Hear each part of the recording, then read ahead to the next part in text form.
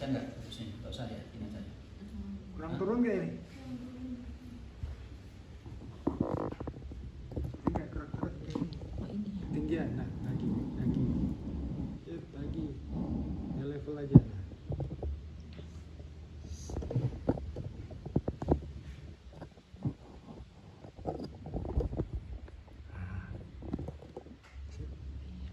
Miring nih.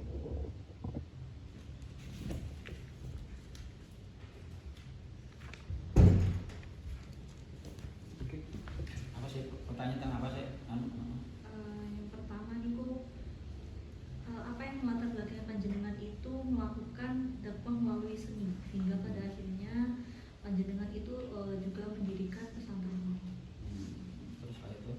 Terus yang kedua, bagaimana cara panjenengan itu memandang antara Islam dengan budaya?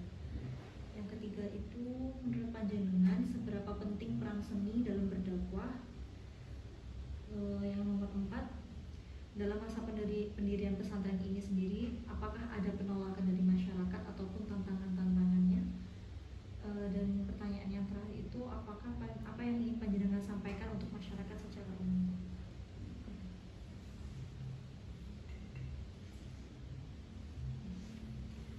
Gimana?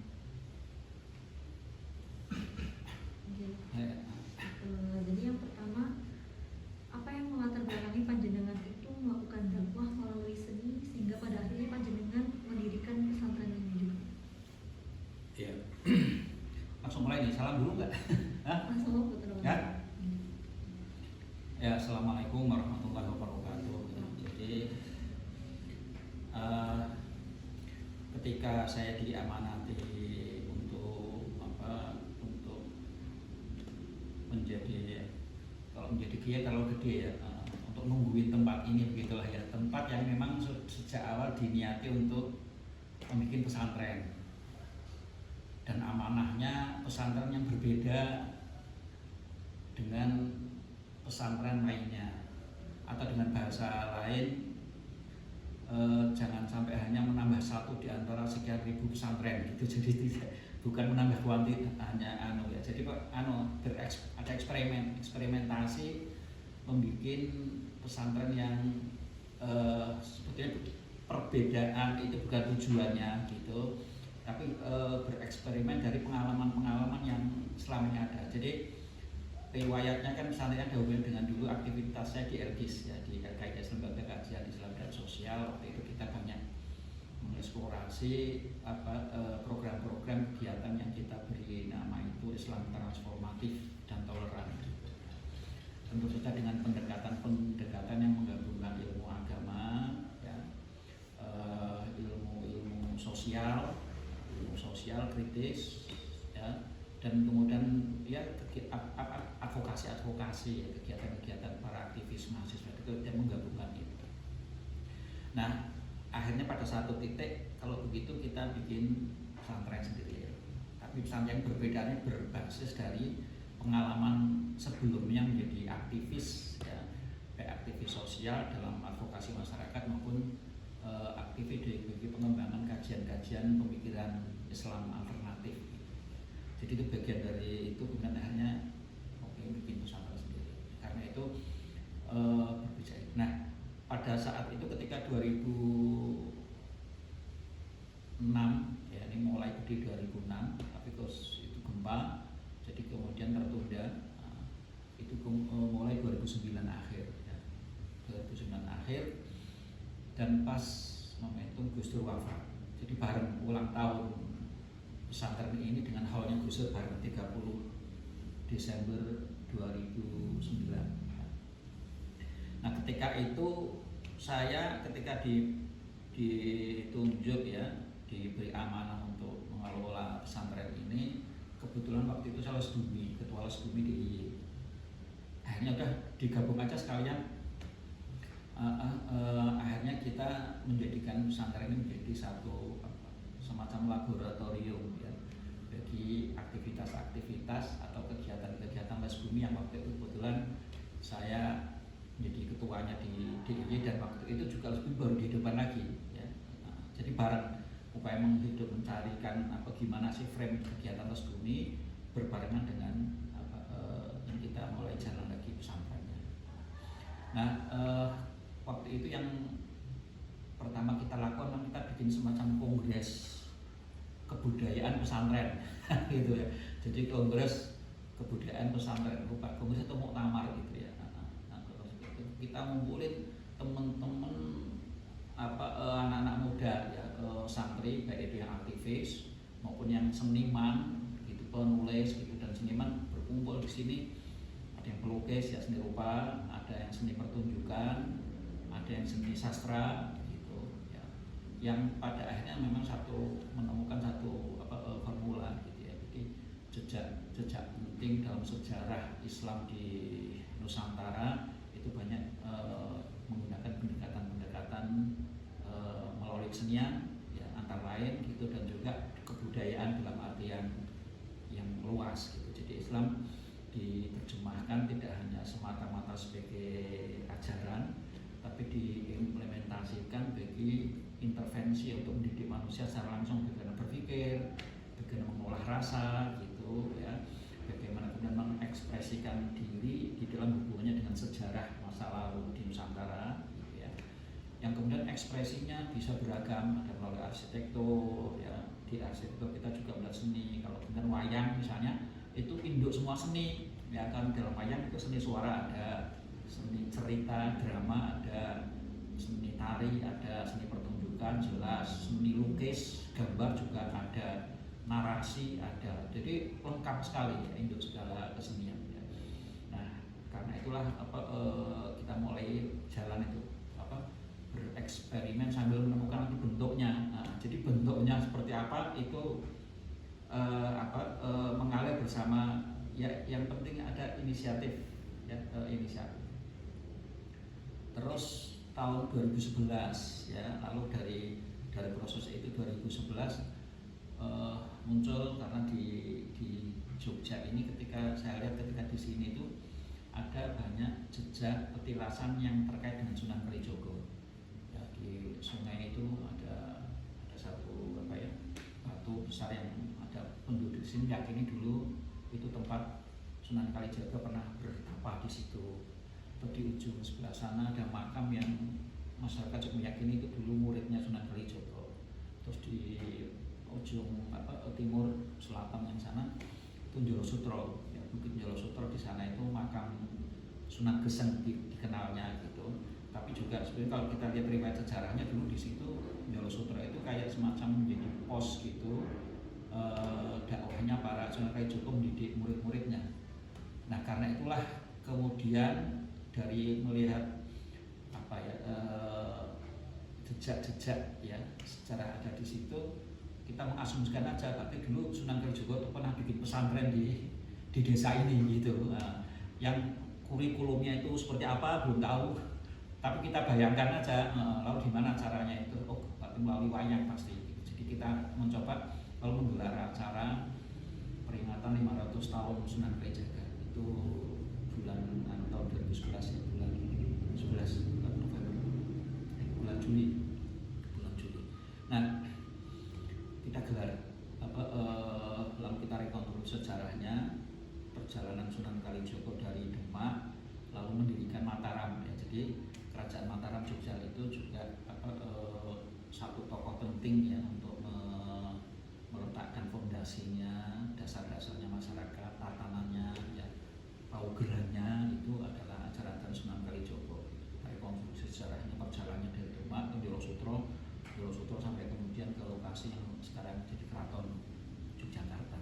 Kita rekonstruksi, kita bikin performance gitu, namanya Lambah Ratri, membawa air, ada air dari sendang peninggalan Sunan Kalijogo. Lalu itu ramai, itu menjadi kegiatan yang masif karena kita jalan kaki dari sini ke alun-alun utara malam-malam, ada yang bawa obor gitu, jadi prosesi. Kemudian untuk menggali ajaran itu kita menggelar wayang. Kita ngumpulin dalang-dalang, kita mencari tahu, lalu lakon-lakon wayang yang di dalam kandung ajaran Sunan Kalijogo. Jadi itu berlangsung. Nah, saat itulah kita punya kayak kemantepan kalau gitu nih, pesantren budaya, kita namanya pesantren budaya. Kalau Pak itu tafaulnya tabaruknya gitu ya, mengacunya kepada dulu jejak dakwahnya Sunan Kalijaga. Nah dari situ kita mulai. Langsung aja tak, ya supaya ya saya mengalir aja ya. Nah nanti ada pertanyaan itu kenapa seni tadi kan, ada pertanyaan soal tadi kenapa seni, pendekatannya apa hubungan agama dan seni ya, dan kebudayaan pada umumnya itu. Nah ada masalah bahwa masyarakat itu tahu ya sejarah wayang itu di Wali Songo ya, Sunan Kalijaga, tapi yang seperti apa ajarannya dan bagaimana itu kan bisa simpang siur. Karena itu juga akhirnya kita muncul ide dulu, jadi di samping wayang itu kita gelar gitu, tapi kemudian kita juga ada kajian ya, lakon-lakon, makna lakon-lakon wayang. Jadi kalau di 11 lakon itu kita bedah satu persatu gitu, lahir itu Tolokolo sampai nanti puncaknya itu ada apa di Weruji, ada bikin acara waktu itu ngaji wayang gitu, lakon-lakon kita kenalin ya. Supaya apa? Supaya nyambung. Jadi seni dengan ilmu pengetahuan itu menjadi ya, jadi tidak terpisah ya. Nah ini yang kemudian menjadi satu frame ya, satu frame yang mencoba kita kembangkan ya, yang untuk pesantren budaya Kaliyopak itu seperti apa. Nah budaya itu sebetulnya ada 3 pilar ya, yang kebudayaan itu luas, pilarnya ada 3, agama, ilmu pengetahuan dan seni ya, itu mesti berjalan bareng. Nah karena itulah di sini kemudian ya ada agenda pagelaran seni pun tidak kita batasi gitu ya. Semua teman-teman di jaringan kita networking apa seniman itu semua ragam seni kita nggak batasi, tapi kemudian di sini tidak hanya teknik berkeseniannya yang dipelajari soal tekniknya, tapi justru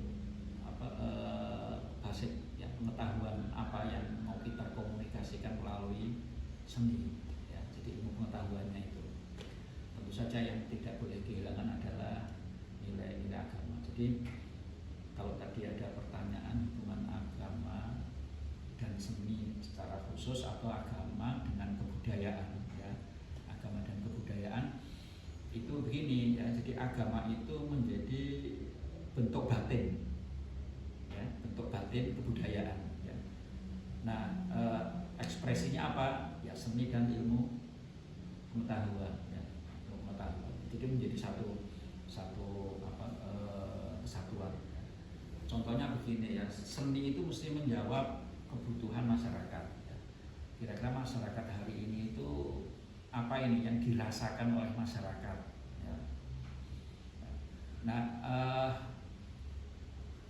Nah seni itu mesti bisa membahasakan itu ya. Seni masyarakat gelisah karena apa ya, masyarakat gelisah karena apa, masyarakat sedang cemas karena apa, masyarakat sedang bingung karena apa.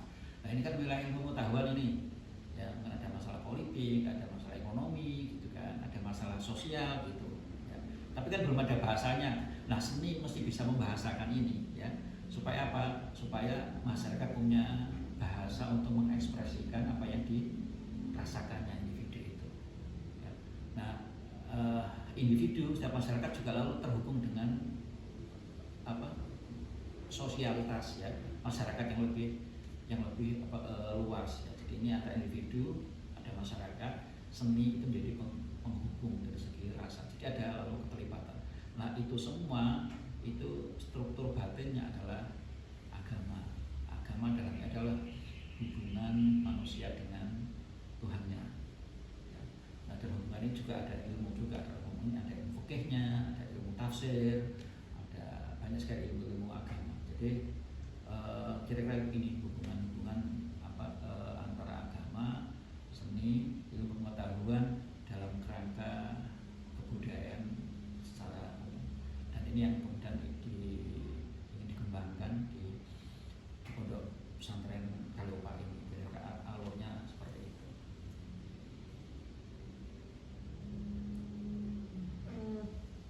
Lalu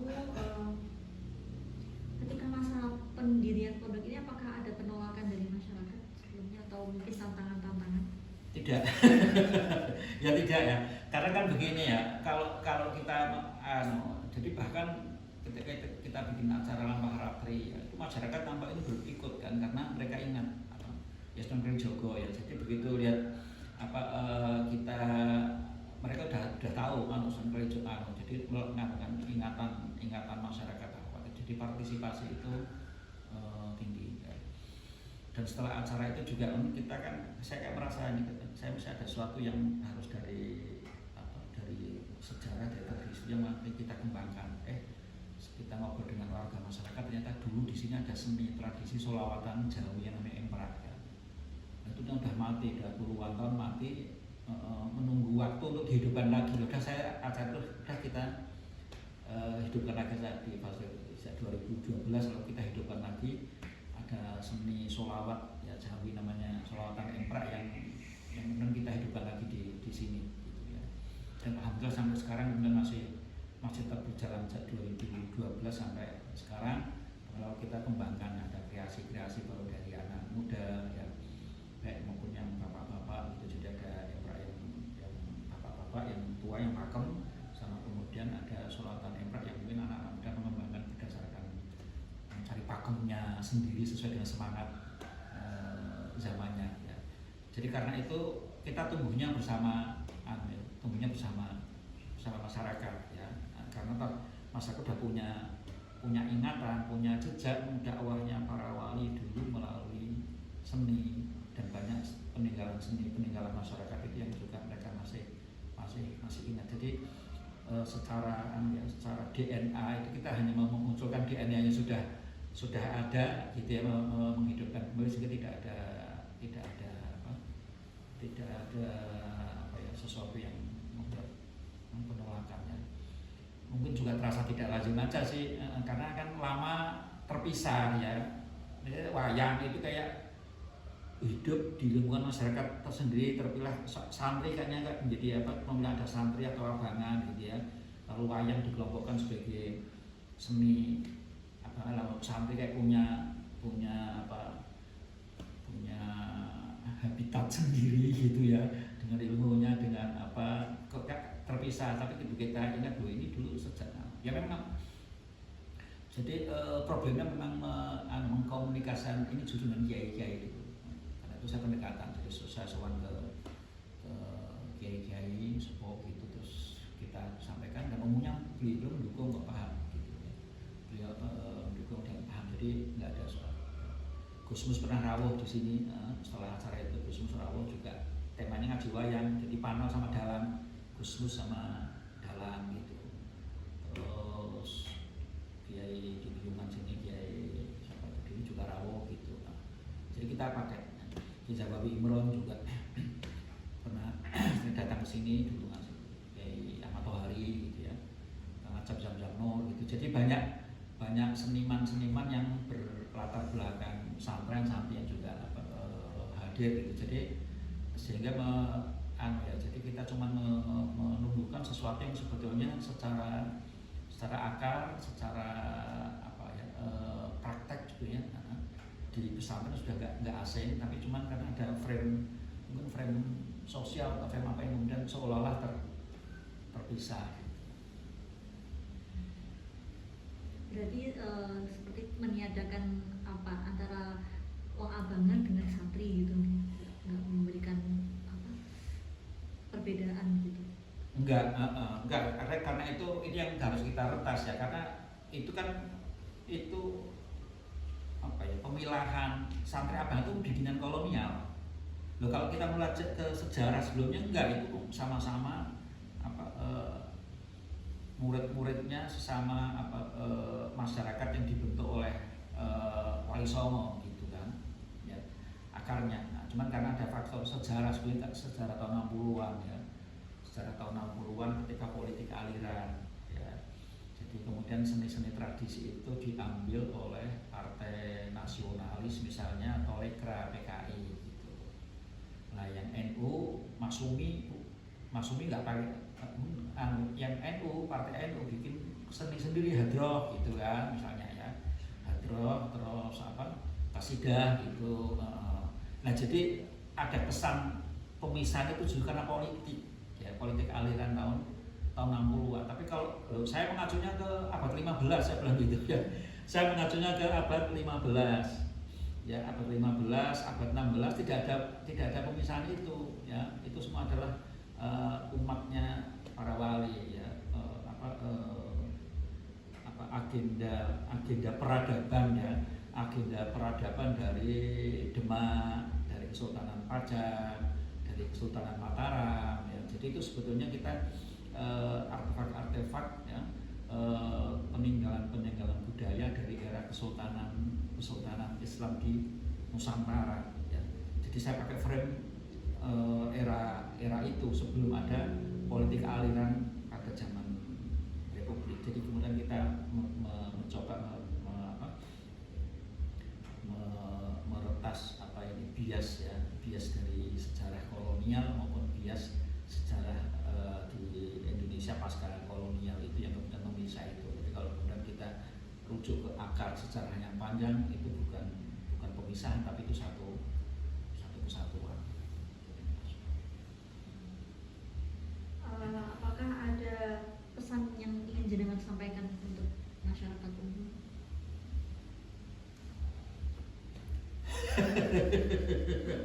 Ya baik-baik saja gitu. Artinya begini, ya, jadi begini, hidup itu kan sesuatu yang sangat dinamis, ya. Hidup itu dinamis, ada banyak perubahan-perubahan, ya. Perubahan-perubahan itu biasanya karena didorong oleh faktor politik, gitu ya. Ada perubahan karena faktor ekonomi, sosial, dan bahkan perubahan itu cepat. Nah kadang tapi moralitas itu kadang berkembangnya lebih lambat dari perubahan itu, ya. Nah ini gap antara orang hubungan-hubungan, ya, hubungan-hubungan di dalam masyarakat, ya, hubungan antar individu, antar person, antar satu kelompok sosial, gitu ya. Kadang bisa tergerus oleh peristiwa perubahan-perubahan politik. Nah, mari kita bijak, gitu ya, melihat jarak itu, ada peristiwa politik apa, ada peristiwa fenomena gejala-gejala sosial apa, tapi bahwa kita tetap kembali ke semangat dasar awal, ya. Manusia itu adalah makhluknya Allah. Itu kan kalau kita ke titik itu semua sama, ya kan. Lalu sebagai sesama makhluk, sebagai sesama hamba, ya, kita mesti punya ada rasa tepos liro, ada tenggang rasa, ya. Apa yang kamu rasakan itu juga apa yang saya rasakan. Di situ muncul toleransi, semangat, ya. Kalau kita punya tujuan hakiki yang sama, atau tujuannya semua orang nanti akan mati semua orang, kan gitu, ya. Nah kalau mati itu Allah tidak melihat partainya, gitu kan. Allah tidak melihat organisasinya, gitu kan. Allah hanya melihat dia sebagai hamba, ya. Apa perbuatan dia. Karena itulah pintar menjaga hati, menjaga pikiran, jangan sampai dirusak oleh situasi. Nah hari ini yang merusak pikiran kita, merusak hati kita, media sosial. Ya anak muda terutama, ya, anak-anak muda ini yang kemudian ini patah hati, ya, mental health hari ini itu penyakit mental itu karena banyak bermedia sosialnya, apalagi ini yang kemudian orang bisa kehilangan kewarasannya, orang bisa kehilangan stabilan emosinya, gitu ya, mudah marah, mudah putus asa, gitu, karena media sosial yang sangat artifisial banget, ya. Oleh karena itu kita kembalilah ke jati diri kita, ya. Jati diri kita, hubungan kita dengan Allah, hubungan kita dengan sama manusia, hubungan kita dengan alam, gitu ya. Dan itu menjadi kekuatan yang saling selaras, ya, yang harmonis, dan itu di situ ada kebahagiaan, ada di situ. Jangan sampai rusak oleh hal-hal yang artifisial, perubahan-perubahan sosial yang kemudian, karena itu bijak, dan nasihat-nasihat itu tetap itu sebenarnya ada di dalam seni kita, terutama seni tradisi. Nah yang saya sering tekankan ke anak-anak muda itu bahwa seni tradisi itu tidak statis, ya, tapi sebenarnya dinamis, ya. Kan kemudian kita ambil pesannya, ya, kekuatan moralnya, ya, akarnya, ya, lalu kemudian ekspresinya bisa kita kembangkan dengan mungkin situasi anak-anak muda hari ini ya, dengan apa, dinamika hari ini, tapi kita nggak kehilangan akar tradisinya gitu. Karena kemudian seni mesti berbasis ilmu pengetahuan, tidak kehilangan struktur batinnya, ya bentuk batinnya itu adalah agama, yaitu hubungan manusia dengan Tuhannya, ya, dan hamba dengan Allah gitu. Yang kemudian di situ melahirkan satu ekspresi baik berupa ilmu pengetahuan maupun seni, ya, yang terkait dengan otak, akal. Seni lebih ke hati. Nah, manusia itu ada akalnya juga ada hatinya. Nah, itu agama. Nah, itulah Islam berkebudayaan. Islam yang mencipta, tapi Islam yang tidak kehilangan kemampuan untuk mengheningkan cipta. Jadi mencipta dengan mengheningkan cipta untuk mencipta, gitu ya. Nah, dengan mengheningkan cipta kita mengalami pengalaman kesatuan, ya, dengan Tuhan, ya, dengan sesama makhluk, gitu ya. Itu mengheningkan cipta. Lalu dari energi itu kita mencipta untuk apa yang terbaik untuk masyarakat kita, apa yang terbaik untuk lingkungan kita, gitu. Dan semangat itulah yang sebetulnya mungkin penting ya kita pikirkan dan kita rancang kembangkan ke masa depan, ya. Karena hari ini masyarakat kita rapuh banget, ya, mudah dipecah belah, mudah diadu domba, individunya juga rapuh gitu ya, mudah galau, mudah stres gitu, masyarakat juga rentan oleh konflik, ya. Dunia juga lagi perang gitu kan, semuanya gitu. Nah, kita butuh kesatuan, ya. Nah, akar kesatuan dan hubungan manusia dengan Tuhan, ya. Dan itu dulu banyak diajarkan melalui seni-seni tradisi, ya, kesatuan. Dan mungkin ini penting, ya, ke depan yang harus kita song-song kita kembangkan secara bersama-sama. Gitu. Niki, aku ada pertanyaan. Terkadang kan anak-anak muda yang merasa kayak pengen berbudaya tapi pengen beragama tapi tidak dilandasi oleh agama yang kuat, kadang kan salah jalan. Misalnya Kayak misalkan pengennya ya Islam tapi Jawa, tapi malah jadinya Islam kejawen yang tidak sesuai dengan syariat. Itu misalnya kejawen Islam kok tidak sesuai dengan syariat gimana? Contohnya ya, gimana? mungkin apa ya, kayak dia memahaminya itu ini Jawa tapi ini Islam, tapi masih ada musyrik, tapi orang tuh nggak bisa membedakan. Contohnya apa? Saya ini yang musyrik apa? Misalnya kalau punden ngasih sesajen-sajen gitu, kadang orang memahami kayak itu tuh musyrik gitu. Itu cara memberi batasannya seperti apa? Iya, loh kalau misalnya punden itu makam leluhur kan, maksud bahasa punden itu makam leluhur. Loh makam leluhur itu kan ziarah kan, ziarah ke leluhur. Nah itu penting ya, karena kita kan bisa hidup di sini kan melalui para leluhur. Ada yang menghitung itu, kita bisa hidup di dunia itu kerjasama bapak ibu, ya kan? Dua kan, bapak ibu bisa lahir ke dunia karena ada bapak ibunya masing-masing. Jadi 4 tambah 2 6. Nah bapak kakek nenek ini kan punya 4 kakek nenek, lalu mereka punya orang tua lagi 16, terus gitu. Jadi kita bisa lahir itu melalui proses. Kalau sampai generasi ke-10, 11, 12 itu sampai hampir ribuan itu. Ya. Nah, itu kan artinya bahwa kalau kita menghormati ke punden, ke leluhur, itu kan berarti kita nggak lupa kepada asal usul. Ya. Jadi mendoakan orang tua, loh itu kan bagian dari perintah agama kan. Ya kan? Rabbana fir lana wal ikhwanina alladzina sabaquna bil iman, kan gitu. Jadi mendoakan leluhur itu juga bagian penting dari mengatur perjalanan hidup kita lebih luas. Karena ya mungkin ada pengaruhnya ya, kita tuh ada pengaruh DNA, ada pengaruh psikologis, bentukan juga yang lama. Jadi kita menjernihkan akar untuk menapaki jalan ke depan. Jadi banyak hikmah di dalam ziarah ke punden, ke leluhur. Pertama kita nggak lupa kepada akar, kita membersihkan akar. Ya. Kedua untuk diri kita sendiri, kita kemudian menjadi punya keteladanan. Ya. Di situ kita bisa ingat, kita zikir, kita minimal kita ingat mati, bahwa kita besok akan mati. Kalau kita mati, apa yang kita tinggalkan? nama kita sebagai apa, akan dikenang sebagai apa kalau kita mati. Ya, apa perbuatan yang sudah kita lakukan membawa manfaat. Ya. Jadi ingat mati itu kemudian akan membuat orang lebih bijak, ya, menyiapkan bekal, ya, menyiapkan juga kemudian orang nggak perlu terlalu ambisi terlalu besar, ya, sombong dan seterusnya itu. Jadi kita bisa membentuk kebijaksanaan di situ dengan ingat mati. Jadi banyak hal. Ya. Jadi kalau soal ziarah kubur itu nggak menentang syariat kan?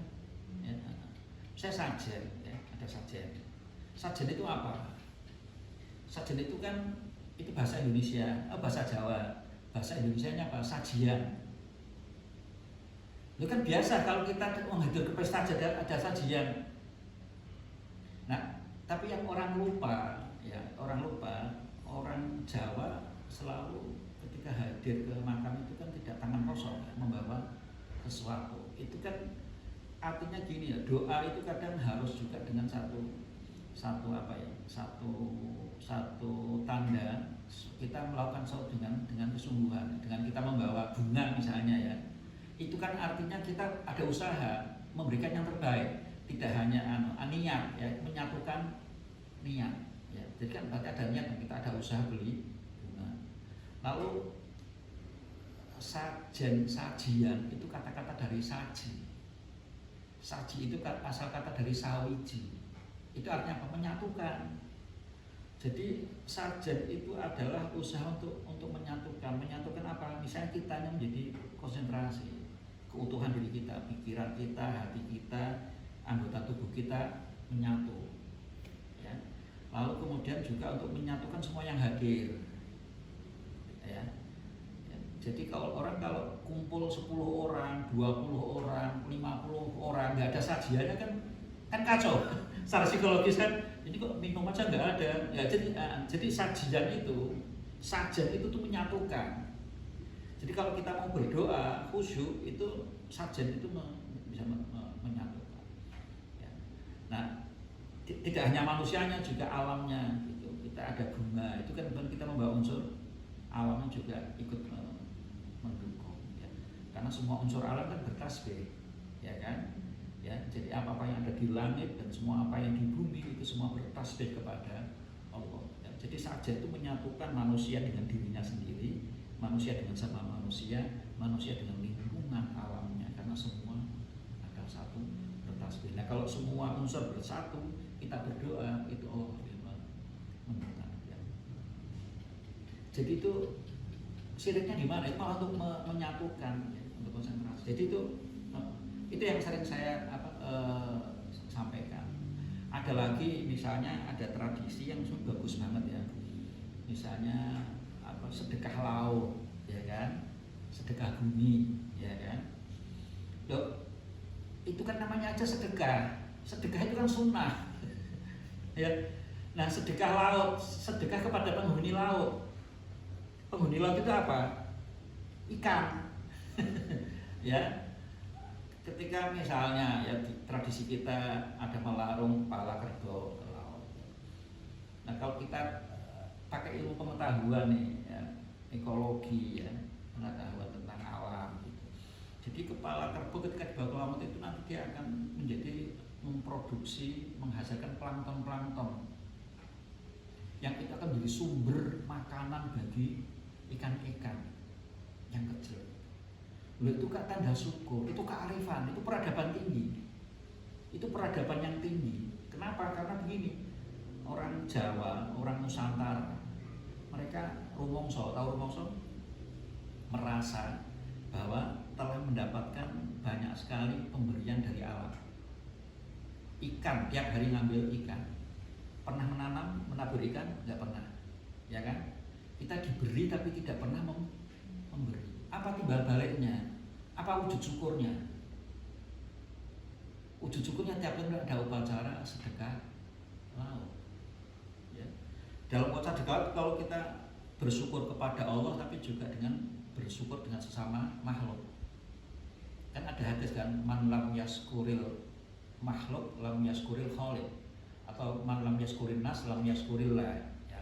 Itu sama ya. Jadi bersyukur kepada Allah itu ya jalannya mulai berterima kasih kepada sesama makhluk, sesama manusia gitu ya. Jadi itu bersyukur ya.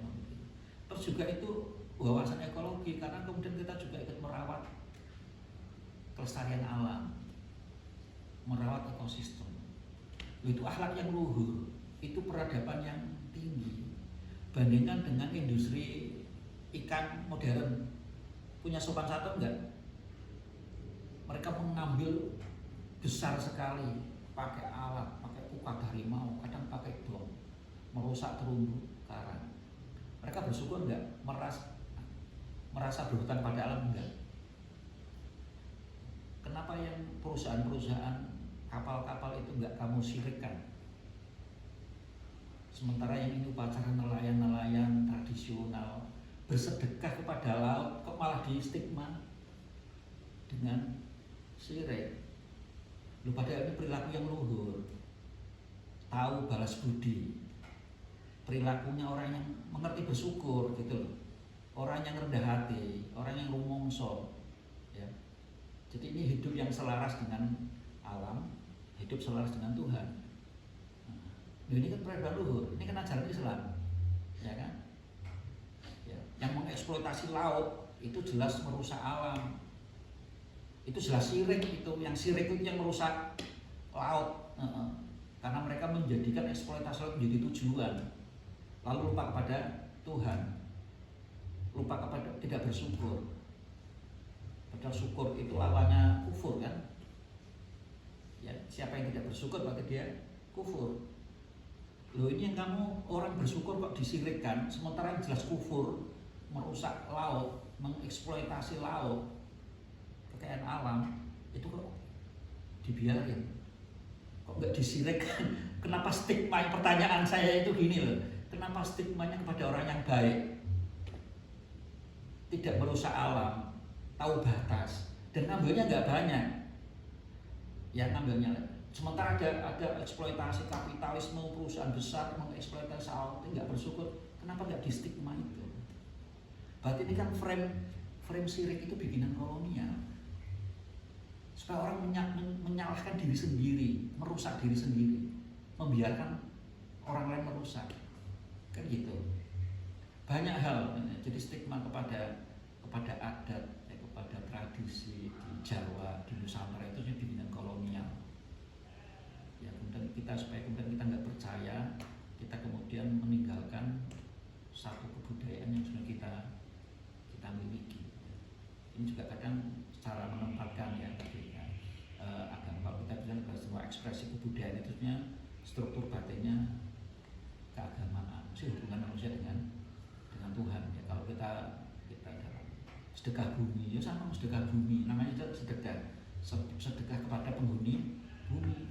Yang menghuni bumi apa? Ya ada cacing-cacing, ada semua bakteri yang semua itu akan menyuburkan tanah. Nah, ketika tiap hari hidup di bumi, menginjak bumi, memakan hasil bumi, pernah nggak kita bersyukur kepada bumi? Apa wujud syukurnya? Caranya bersyukur kepada bumi yang tiap hari kita ngambil hasilnya, kita ngambil sayuran, kita makan buah, kita makan nasi. Dari mana? Caranya bersyukur gimana? Nah, tradisi kita memberikan jalan setiap tahun sedekah bumi. Nah, itu wujud bahwa bumi itu ya makhluk Allah. Bumi ini ya bertasbih, kan gitu. Bumi ini menjadi jalan bagi Allah untuk memberi rezeki. Ya. Lalu hati kita gimana? Merasa enggak gitu kan? Rumongso enggak? Nah, itu kan kepekaan hati. Ya, lalu merespon, makanya kita mengatakan. Lah gini kok disebut musyrik. Ini kan peradaban tinggi, luhur, ya kan? Ya, orang yang begini kan nggak akan merusak alam, ya kan? Orang begini kan tahu diri kan gitu, tahu batas, gitu, tahu berterima kasih gitu. Ya. Nah, coba itu yang mengeksploitasi tambang, ya, merusak hutan. Kenapa nggak di stigma sirik? Itu jelas kufur nikmat. karena mereka mengambil terlalu banyak tanpa rasa berterima kasih, mengambil sangat banyak, sangat besar dengan merusak dan tidak berterima kasih. Bahkan bayar pajak aja mungkin enggak ya. Udah enggak bayar pajak, mengambil terlalu banyak dengan merusak, enggak pernah bersyukur. Bahkan lingkungannya yang dieksploitasi hutan itu pada miskin, ya kan? Coba yang syirik yang mana? Yang melakukan upacara sedekah bumi atau yang mengeksploitasi hutan? Hah? Yang saya hutan nggak tahu kan? Iya kan? Kadang kita nggak adil loh. Kadang saya tuh kita tuh nggak adil kepada kebudayaan kita gitu, nggak adil. Kadang kita nggak memahaminya. Lalu kita hanya pakai frame orang lain. Gitu. Kalau kita dibelah sampai abangan, oh ini kejawen itu syirik. Kata siapa? Karena kita nggak tahu, kita nggak pernah dalami, kita nggak pernah masuk. Ini apa sih sebetulnya? Ya, ini apa sebetulnya? Jadi kadang kita hanya frame dari luar, langsung judgement, langsung menilai. Ya. Kalau kita kadang ya di situ nggak adilan.